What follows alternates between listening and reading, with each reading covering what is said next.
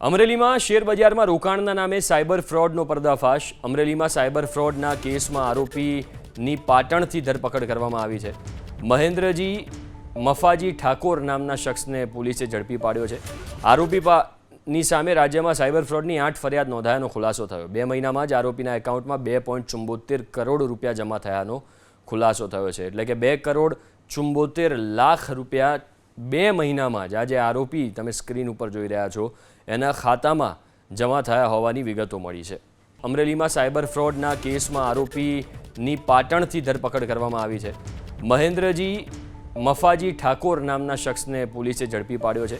આરોપીની સામે રાજ્યમાં સાયબર ફ્રોડની 8 ફરિયાદ નોંધાયાનો ખુલાસો થયો। 2 મહિનામાં જ આરોપીના એકાઉન્ટમાં 2.74 કરોડ રૂપિયા જમા થયાનો ખુલાસો થયો છે। એટલે કે 2.74 લાખ રૂપિયા 2 મહિનામાં જ આજે આરોપી તમે સ્ક્રીન ઉપર જોઈ રહ્યા છો એના ખાતામાં જમા થયા હોવાની વિગતો મળી છે।